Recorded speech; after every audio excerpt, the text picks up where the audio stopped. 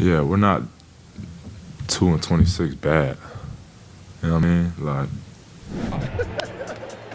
what I said earlier. Don't touch me, I'm sizzling. He's sizzling.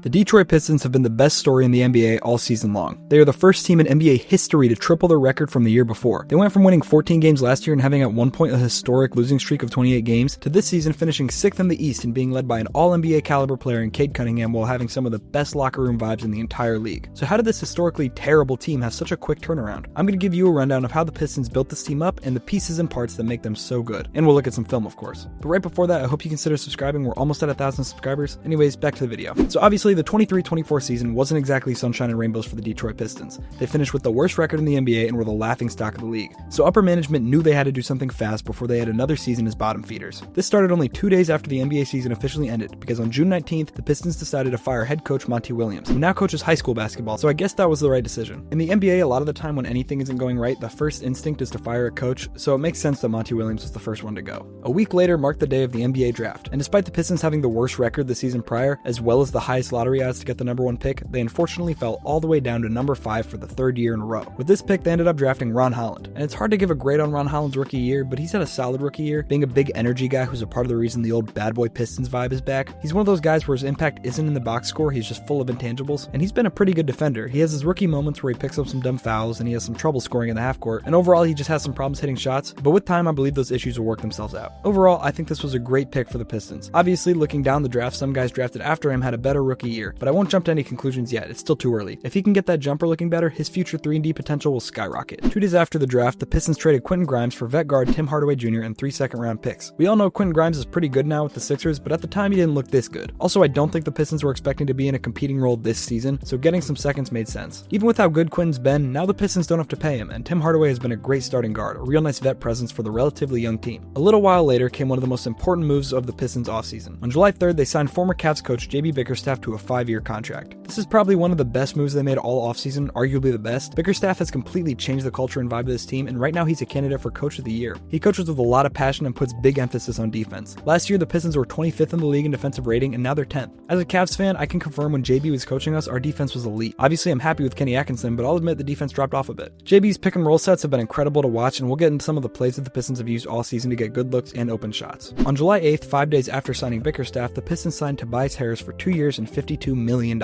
This year, Tobias was by far the highest earning player on the Pistons, whether he's worth it or not, and he's definitely not living up to that contract, but they had the money, might as well spend it. He's played pretty solidly, a good 3-and-D guy, he just plays his role. On July 10th, Cade Cunningham was given a nice extension that locks him up with the Pistons for the next 5 years until 2030, so it's safe to say he's here to stay. The very next day, the Pistons went out and signed Malik Beasley on a 1-year, $6 million contract. This was probably, in my opinion, the best pickup of the offseason because he has just been incredible for the Pistons. I mentioned this in my last video, but there was a story of Malik Beasley walking up to the Pistons front office during the trade deadline and saying, "Hey, please don't trade me, I really love it here." And they listened. It's worked out great. Malik ended the season with the 2nd most threes made out of any player this year, only 1 3 behind Anthony Edwards, and he does that coming off the bench. When we dive into some film, you'll really see his impact. And that ends the offseason for the Pistons. Nothing super crazy, but a bunch of good moves. The Pistons didn't do a lot come trade deadline, but they made one move that benefited them a lot. The Pistons kind of lacked a secondary creator, especially when Jaden Ivey was ruled out for the season, so the Pistons made a small move that sent out some bench guys and a 2nd rounder for Dennis Schroeder, who has also been really solid for the Pistons this year off the bench. And that's the story of this year. But all you've heard now is moves. What makes this team actually good? Well, for starters, Cade Cunningham has blossomed into an all-NBA talent. Arguably the best point guard in the East, unless you want to argue Jalen Brunson. He does a lot of things really well. His mid-range is really sound and smooth, his 3 is looking really nice,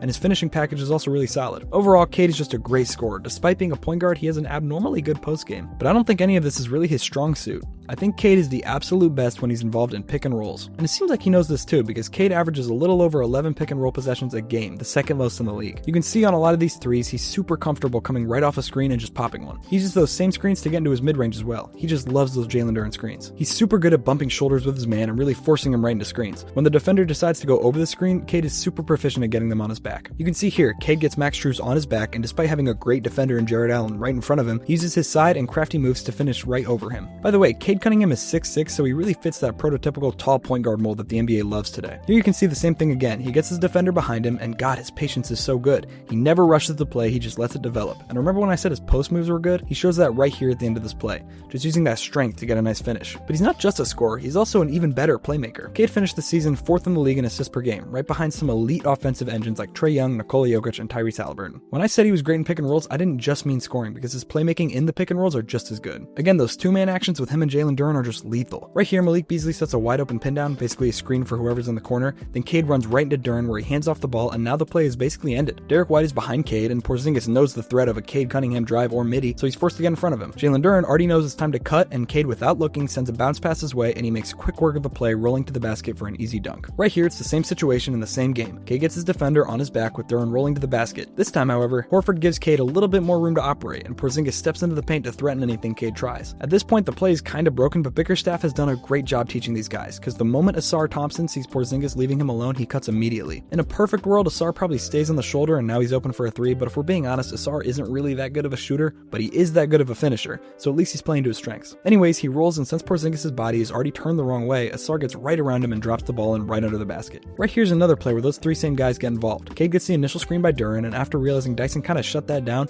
Duren gets right back in front of him for the rescreen. And you can see Reese Hache kind of trying to direct traffic, telling Trae Young, hey, maybe go stop Asar from walking to the rim, but his signal wasn't really noticed, and by the time they realize what's happening, it's too little, too late for Reese Hache to do anything, and Cade makes the right play by getting Asar a wide open dunk. Also, I've given enough praise to Cade. I want to talk about Asar Thompson now. His brother Amen gets most of the buzz because the Rockets have had a crazy season, and Amen has a much larger role, but damn, Asar is good. Look at the blocks he's hitting here. He's such a good defender, not because he's smart, I mean he is smart, but he's also a freak athlete. Like the plays you're looking at are against 7-footers, and he's just swatting the ball right out of the air. He's super good at knowing exactly when to cut, his game sense is just super high. Obviously, you want him to develop a jumper in the near future, but for now, his athleticism is enough to suffice. His athleticism and energy also helps him just hound ball handlers, gives them no space, it's just awesome to watch. Unless he's playing against my team. The next guy I want to talk about we saw a little bit earlier was Cade's pick and roll partner Jalen Duren. Last season, while serviceable, his defense was not super impactful, but oh man has he turned it around. For a rim protector, he's kind of short, he's only 6'10", but that also means he's a lot quicker on his feet. Also, just look at this snatch block, Jesus. Anyways, here you can see him pick up DeMar DeRozan on the perimeter, follow his drive, and stuff it, but it doesn't end there, because he does the exact same thing later in the game. But he's also super great offensively. Like I mentioned earlier, his screening talent is super impressive, and his ability to be a lob threat is also super scary. It's such a 1-2 punch when in a Cade and Duren pick and roll, because you want to cut off Cade because he's such a good scorer, but when you do that, you're risking leaving Duren wide open at the rim,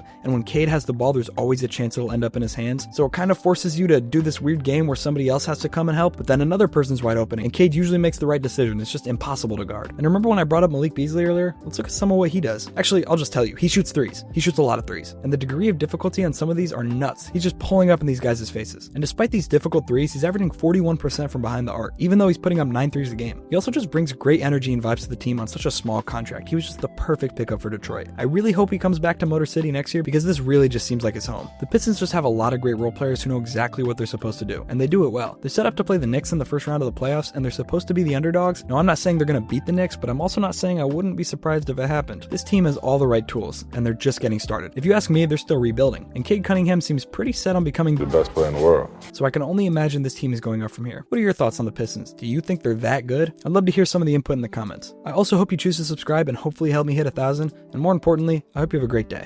Peace.